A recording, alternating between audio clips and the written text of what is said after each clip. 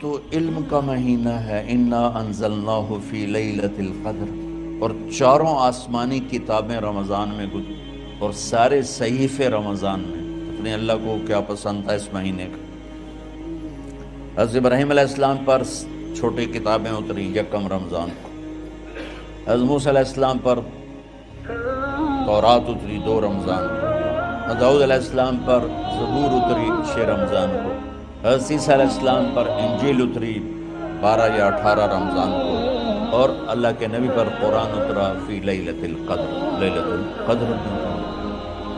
تو سارا آسمانی علم رمضان میں اترا۔ سارے مہینوں کے نام عربوں نے رکھے، محرم، صفر، ربیع الاول، ربیع الثانی، جمادی الاولی، جمادی الثانی، رجب، شعبان، رمضان، شوال، ذوالقعدہ، ذوالحج۔ اس میں جو رمضان ہے یہ نام اللہ نے رکھا، باقی مہینوں کے نام تو رکھے عربوں نے، پھر ان کی زبان پہ اللہ لایا رمضان، چونکہ ابھی تو دنیا بھی نہیں بنی تھی اور اللہ نے قرآن کی تلاوت فرمائی تھی، تو اس قرآن میں تھا شہر رمضان الذی انزل فیہ القرآن۔ تو رمضان کا نام اللہ نے پہلے سے چن رکھا تھا، پھر ان سے رکھوا دیا۔ رمضان کہتے ہیں رمض یرمز، جل جانا، جل جانا۔ رمضان کو رمضان کیوں کہتے ہیں؟ کہ اس میں گناہ جل جاتے ہیں۔ مسلمان پہلا روزہ رکھتا ہے اور اس کے گناہ اللہ جلانا شروع کرتا ہے، اس کی بھوک پیاس کی آگ میں گناہوں کو ڈالتا ہے، جلاتا ہے۔ آخر 29 رمضان یا 30 رمضان آخری رات اللہ تعالیٰ اس کی پچھلے سال کے سارے گناہ معاف فرما دیتا ہے۔ تو اس کو اس سے تشبیہ دی گئی کہ جیسے جلنے سے چیز ختم ہو جاتی ہے، رمضان کے روزے کی بھوک اور پیاس کی تپش سے اللہ تعالیٰ پچھلے سال کے سارے گناہوں کو معاف فرما دیتا ہے۔ تو مجھے خیال آیا اس وقت جب ابھی بالکل کزرع اخرج شطأہ تھا، ہمارے مدرسے کی مثال کزرع اخرج شطأہ، دعا کرو اللہ تعالیٰ فاستغلظ فاستوى علی سوقہ، اسے بنا دے۔ امید تو ہے کہ کچھ شکل اللہ نے بنا دی، اللہ اسے پوری دنیا میں پھیلا دے۔ میری تو تمنا ہے کہ ایک ایسی مثبت سوچ کے علماء کے اللہ میرے ذریعے سے تیار کروا دے جو امت کو جوڑنے والے ہوں، توڑنے والے ہوں۔ کتنا ظلم و ستم ہے کہ پیسے بھی لیتے ہیں اور امت کو توڑ کے چلے جاتے ہیں۔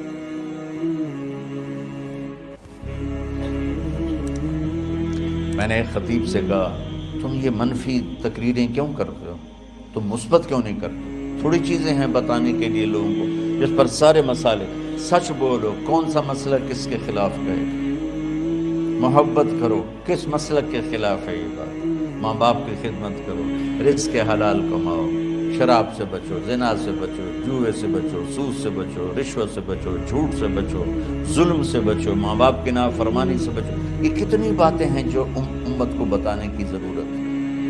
کہنے لگا یہ پھر پیسے نہیں لبدے، پیسے ہی اس گل دے لبدے کہ آج تسی فلانے دا توا لے بجانا، اگر منہ میں توا نہ لگاؤں تو میں تو نہ پیسے نہیں دے۔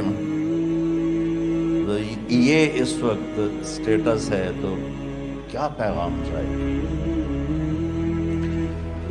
تو اللہ تعالیٰ آپ کو مثبت بنائے۔ رمضان میں چونکہ سارا علم اترا تو مجھے خیال آیا کہ ہمیں رمضان میں چھٹی کرنا تو ایک ایسی عادت ہے، کوئی سنت تو ہے نہیں، تو مجھے رمضان میں پڑھائی کروانی چاہیے، چاہے تھوڑی ہوگی، روزے کی بھوک بھی ستائے گی اور رات کے جاگنے کی وجہ سے نیند بھی ستائے گی، لیکن اس میں ایک لفظ سینکڑوں لفظوں پہ بھاری ہوگا غیر رمضان۔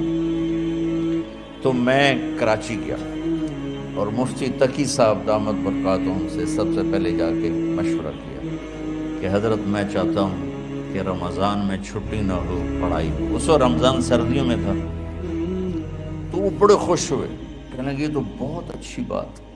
اصل میں ہمارے اکابر نے رمضان میں چھٹیاں اس لیے رکھی تھیں کہ سارا سال تو عبادت ہوتی ہے بالواسطہ، پڑھنا پڑھانا عبادت ہے ایک واسطے کے ساتھ، اور روزہ، نفل، تہجد، تلاوت یہ عبادت ہے بلا واسطہ۔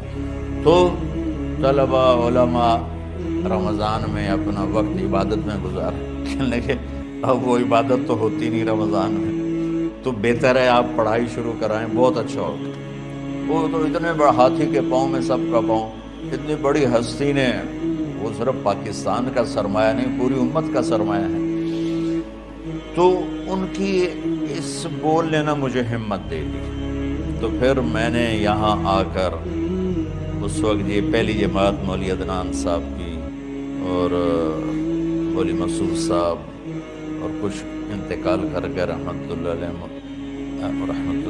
یہ تھے، تو ہم نے رمضان میں سبق شروع، اس وقت ذرا میری ہمت تھی تو میں رات کو پڑھاتا بھی تھا، بیان بھی کرتا تھا۔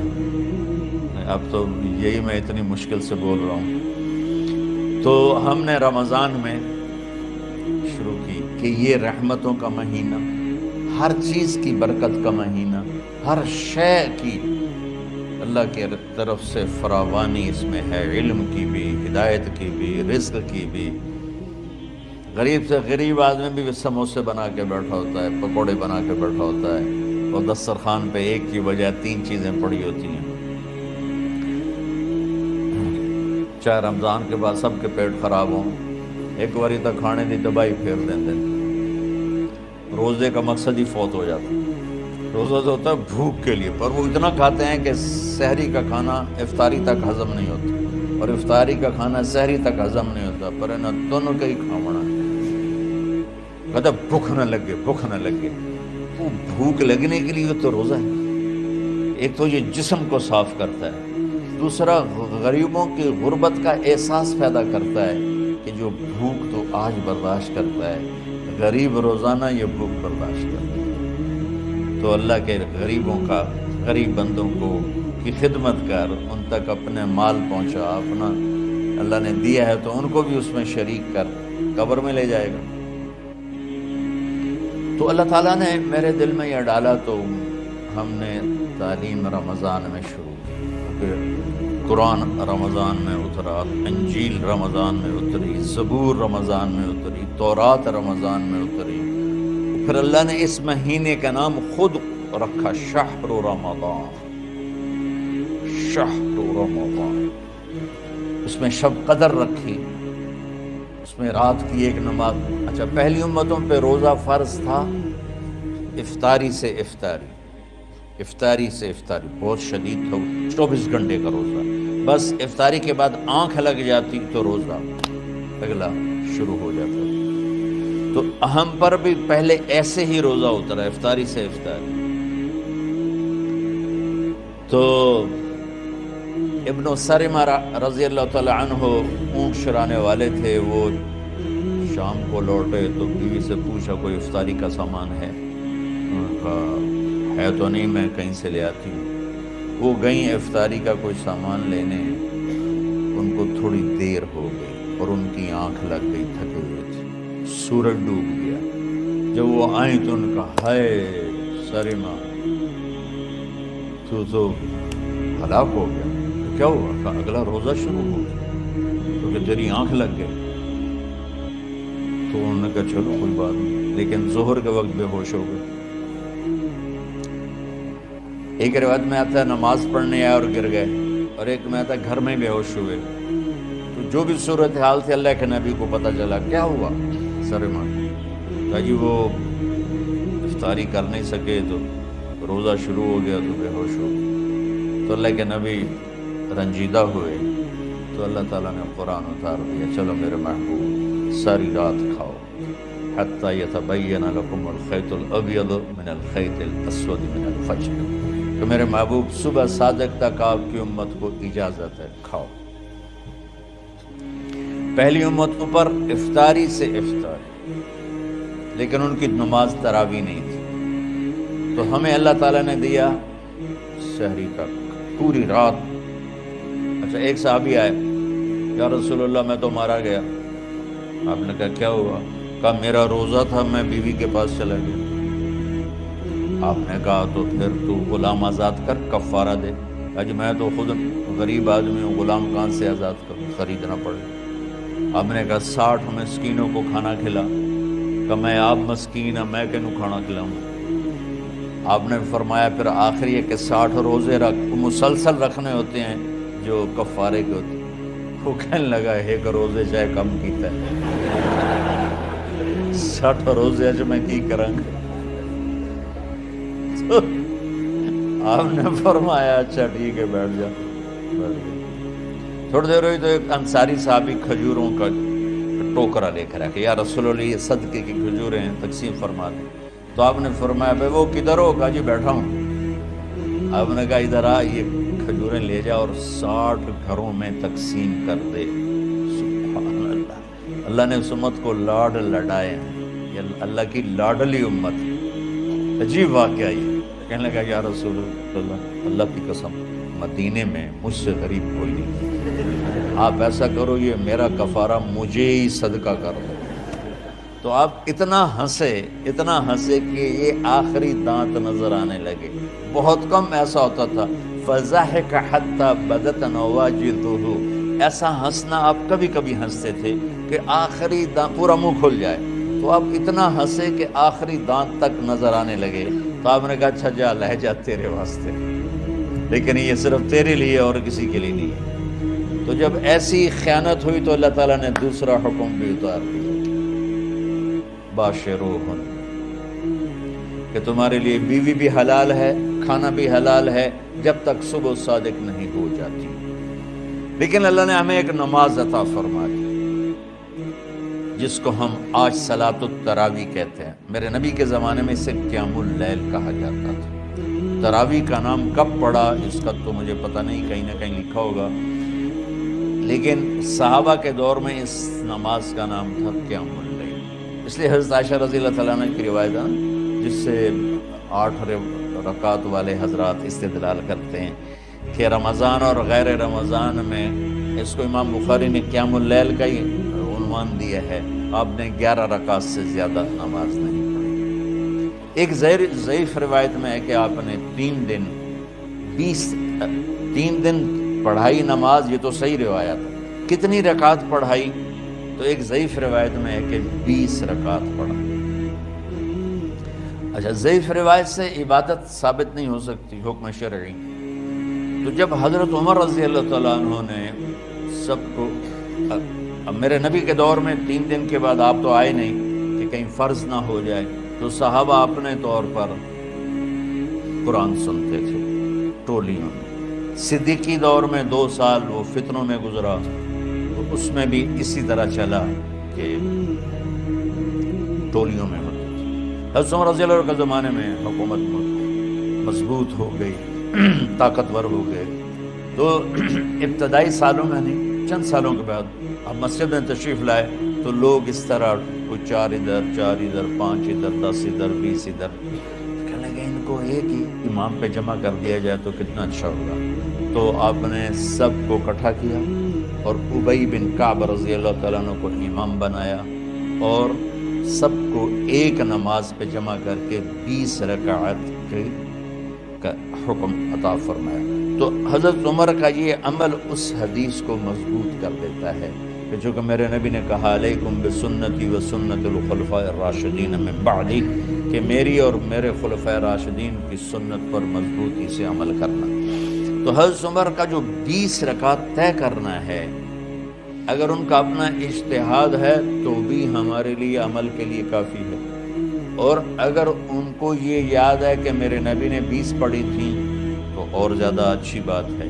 لیکن بہرحال جو 8 پڑھتا ہے ہمارا اس پہ بھی کوئی اعتراض نہیں، چونکہ وہ بھی حدیث کے ساتھ بات کرتا ہے، اور باقی پوری امت 20 پڑھتی ہے، ان پر بھی اعتراض نہیں۔ میں ایک جگہ سے گزر رہا تھا، نماز کا وقت ہو گیا، اہل حدیث کی مسجد تھی، میں وہاں نماز پڑھنے چلا گیا، تو ایک بہت بڑا اشتہار لکھا ہوا تھا 20 تراویح ثابت کرنے والے کو 5 لاکھ روپے انعام۔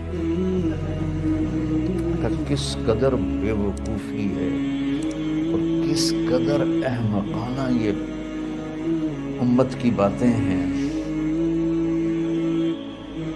کہ 20 تراویح، سینکڑوں سال سے امت کا عمل 20 تراویح آ رہا ہے۔ تراویح کا نام جو پڑھا مجھے یوں لگتا ہے کہ اہل مکہ، یعنی اہل مکہ جو تھے نا وہ 4 تراویح پڑھ کے 1 طواف کرتے تھے،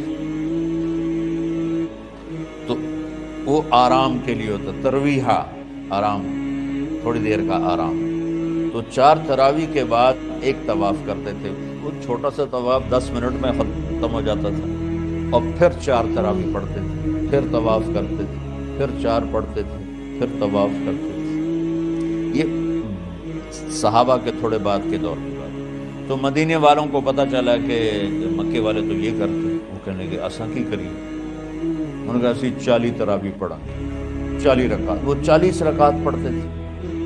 تو نوافل میں کوئی سختی نہیں کہ بھائی 8 سے زیادہ نہیں پڑھنی، بدعت ہو جائے گی، اور 20 پڑھنا بدعت ہے، یہ سب جہالت کی بات ہے۔ مجھے 8 پڑھ رہے ہیں یہ غلط ہے، یہ بھی حماقت کی بات ہے۔ جو صحیح حدیث سے دلیل پکڑ کے کوئی عمل کرتا ہو تو بھائیو اس سے بحث نہ کیا کرو، مناظرہ نہ کیا کرو، بہت نادانی والی بات ہے۔ اور امت کا خلق لاکھوں کروڑوں انسانوں کا ایک عمل پہ جمع ہونا، یہ بذات خود اس کی طاقت کی ایک دلیل ہے۔ اور حرمین جب سے میرے رب نے حضرت عمر نے 20 رکعت شروع کی، آج تک وہاں بھی ساری مساجد میں 8 رکعت تراویح ہوتی ہے، لیکن حرمین کی مسجد میں 20 رکعت، ادھر بھی ادھر بھی۔ اور یہ جو وہاں ختم قرآن پہ دعا نہیں مانگی جاتی، یہ کس کا عمل ہے؟ حضرت عثمان کا۔ حضرت عثمان نے اپنے دور خلافت میں تراویح پڑھانے والے سے کہا جب قرآن ختم کرو تو دعا کرنا۔ وہ کہنے لگے جی کیا دعا کروں؟ کا جو تیرے دل میں آیا کرنا۔ تو ختم قرآن کی رات تراویح کی آخری رکعت میں من الجنت والناس کے بعد دعا کے لیے ہاتھ اٹھانا، یہ حضرت عثمان رضی اللہ تعالیٰ عنہ نے اس کو زندہ فرمایا۔ اور امام دعا کرتا تھا 1 منٹ 10 منٹ 20 منٹ جتنے بھی، اور پیچھے لوگ آمین کہتے تھے۔